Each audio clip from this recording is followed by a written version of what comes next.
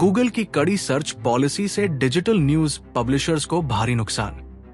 भारत और दुनिया भर के डिजिटल न्यूज पब्लिशर्स एक बड़े संकट का सामना कर रहे हैं, क्योंकि गूगल ने अपनी सर्च इंडेक्सिंग पॉलिसियों को कड़ा कर दिया है। ये बदलाव उन पब्लिशर्स के लिए खतरा बन सकता है जो अपनी आमदनी के लिए विज्ञापनाधारित मॉडल पर निर्भर है।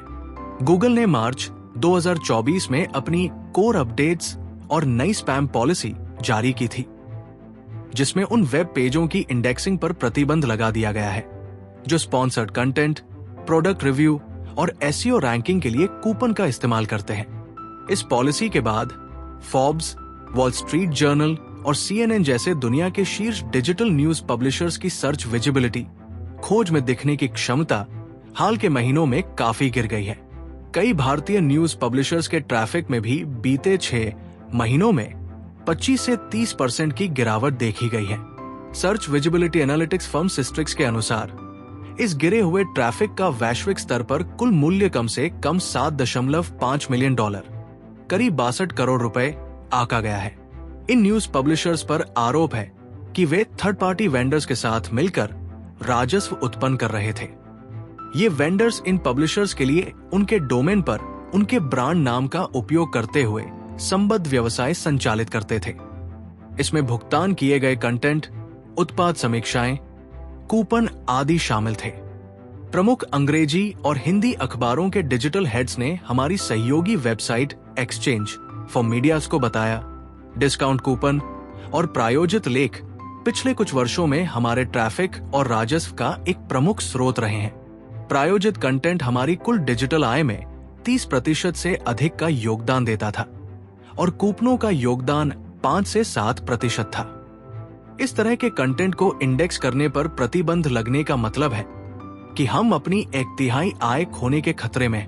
एक्सचेंज फॉर मीडियाज को पता चला है कि जो मीडिया हाउस इन नई पॉलिसी का बार बार उल्लंघन कर रहे हैं, उन्हें जुर्माने का नोटिस दिया गया है। ये झटका ऐसे समय में आया है जब प्रकाशक पहले से ही सर्च इंजनों द्वारा प्रदान किए गए AI ओवरव्यू के कारण ट्रैफिक में गिरावट से जूझ रहे हैं। प्रभाव डालने वाले अपडेट। 5 मार्च 2024 को गूगल ने अब तक का सबसे लंबा और बड़ा कोर अपडेट और स्पैम पॉलिसी के अपडेट लॉन्च किया। इस अपडेट को पूरा होने में 52 दिन लगे और ये 19 अप्रैल को समाप्त हुआ। इन बदलावों के तहत गूगल ने उन वेबसाइटों की रैंकिंग को काफी हद तक घटा दिया जिन्हें उसने ये मानते हुए पहचाना कि वे वास्तविक पाठकों को मूल्य प्रदान करने के बजाय सर्च इंजन ऑप्टिमाइजेशन SEO पर अधिक ध्यान केंद्रित कर रही थी। इस अपडेट की व्यापकता को गूगल के अपने ब्लॉग से समझा जा सकता है। मार्च 2024 का कोर अपडेट हमारे सामान्य कोर अपडेट की तुलना में अधिक जटिल है, क्योंकि इसमें कई कोर सिस्टम में बदलाव शामिल है। ये इस बात का भी संकेत है कि हम कंटेंट की उपयोगिता की पहचान कैसे करते हैं। इसमें एक नया विकास हुआ है। जिस तरह हम भरोसेमंद जानकारी की पहचान करने के लिए कई सिस्टम का उपयोग करते हैं, उसी तरह हमने अपने कोर रैंकिंग सिस्टम को बेहतर बनाया है ताकि विभिन्न नवीन सिग्नल और तरीकों का उपयोग करके अधिक उपयोगी परिणाम दिखाए जा सके। अब केवल एक ही संकेतक या सिस्टम इसका आधार नहीं होगा और हमने इस बदलाव को समझाने में मदद के लिए एक नया FAQ पेज भी जोड़ा है। चूंकि ये एक जटिल अपडेट है, इसका रोल आउट पूरा होने में लगभग 1 महीने का समय लग सकता है। ये संभव है कि रैंकिंग में पहले की तुलना में अधिक उतार चढ़ाव देखने को मिले, क्योंकि विभिन्न सिस्टम पूरी तरह अपडेट होकर एक दूसरे को मजबूत करेंगे। इस अपडेट के लिए क्रिएटर्स को कुछ नया या अलग करने की जरूरत नहीं है, बशर्ते कि वे पहले से ही लोगों के लिए संतोषजनक कंटेंट बना रहे हों। पिछले साल 5 जून को गूगल ने अपनी पॉलिसी को और अपडेट किया, जिसमें कहा गया कि व्हाइट लेबल सेवाएं जो सर्च रैंकिंग में हेरफेर करने के लिए कूपन को पुनर्वितरित करती है, वे उसकी साइट रेप्यूटेशन अब्यूज पॉलिसी का उल्लंघन करती है। इस अपडेट में यह स्पष्ट किया गया कि प्रकाशनों को दंड से बचने के लिए सीधे व्यापारियों से कूपन प्राप्त करने की प्रक्रिया में सक्रिय रूप से शामिल होना चाहिए। एक विशेषज्ञ के अनुसार FAQ अक्सर पूछे जाने वाले सवालों के पिछले संस्करण में यह स्पष्ट नहीं किया गया था कि प्रकाशनों को ये बताने की जरूरत है कि वे कूपन कहां से प्राप्त कर रहे हैं। ये बदलाव इसलिए किया गया ताकि ये सुनिश्चित किया जा सके कि कूपन कंटेंट पाठकों के लिए वास्तविक मूल्य प्रदान करे और केवल सर्च रैंकिंग बढ़ाने की रन पॉलिसी न हो। इस खबर पर गूगल की प्रतिक्रिया अब तक नहीं मिली थी जब तक ये स्टोरी फाइल की गई। जैसे ही गूगल की प्रतिक्रिया मिलेगी, कॉपी को अपडेट कर दिया जाएगा। चुनौतीपूर्ण समय।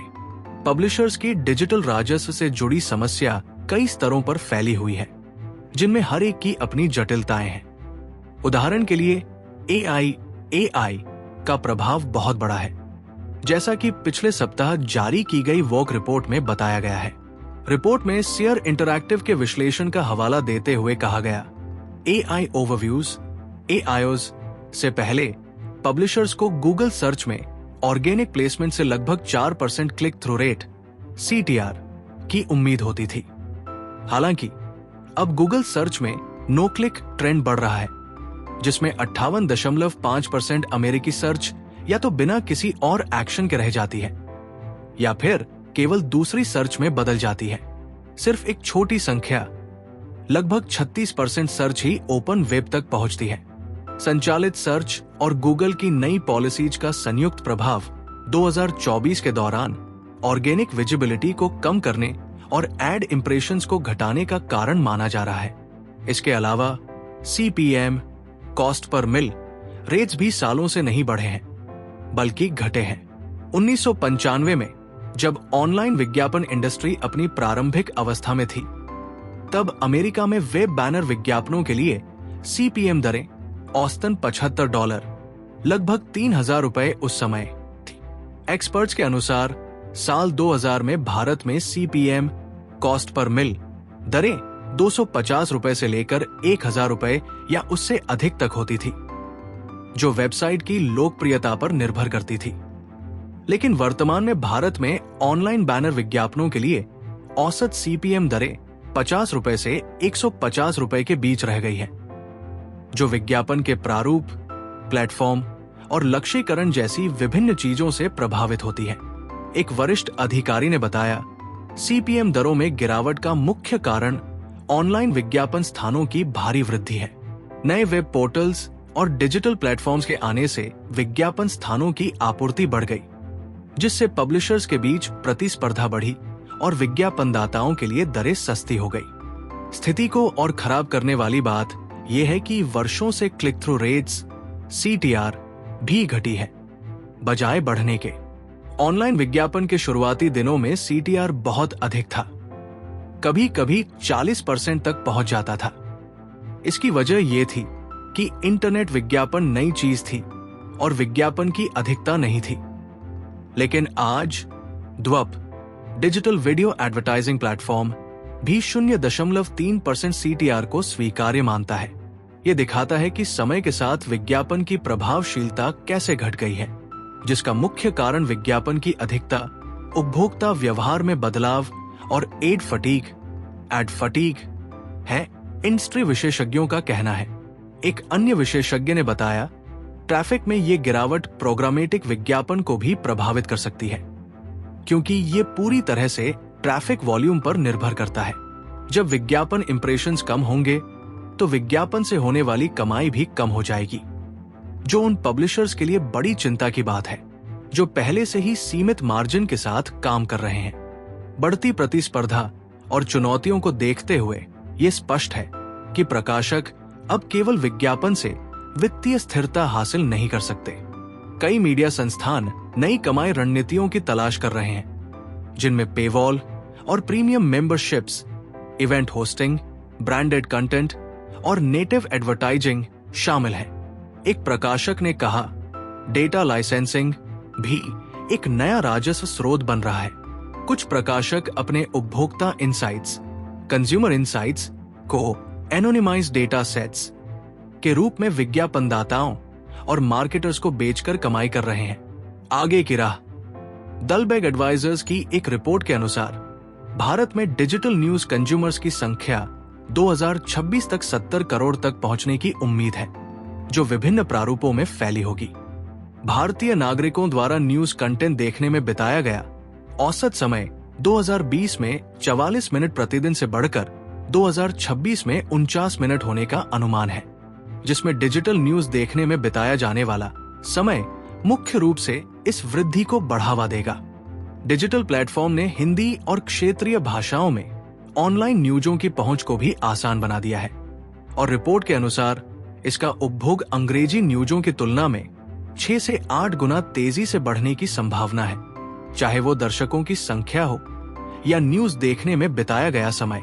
इन वृद्धि अनुमानों के बीच ये स्पष्ट है कि डिजिटल न्यूज पब्लिशर्स के लिए विज्ञापन मॉडल में बड़े बदलाव आ रहे हैं। एक मीडिया एग्जीक्यूटिव ने कहा, इस नए युग में आगे बढ़ने के लिए पब्लिशर्स को इनोवेशन अपनाना होगा, ऑडियंस एंगेजमेंट को प्राथमिकता देनी होगी और राजस्व स्रोतों में विविधता लानी होगी। जो लोग तेजी से और रणनीतिक रूप से खुद को अनुकूलित करेंगे, वे इन चुनौतियों का बेहतर सामना कर सकेंगे और विकसित होते डिजिटल पारिस्थितिकी तंत्र में मजबूती से उभरेंगे।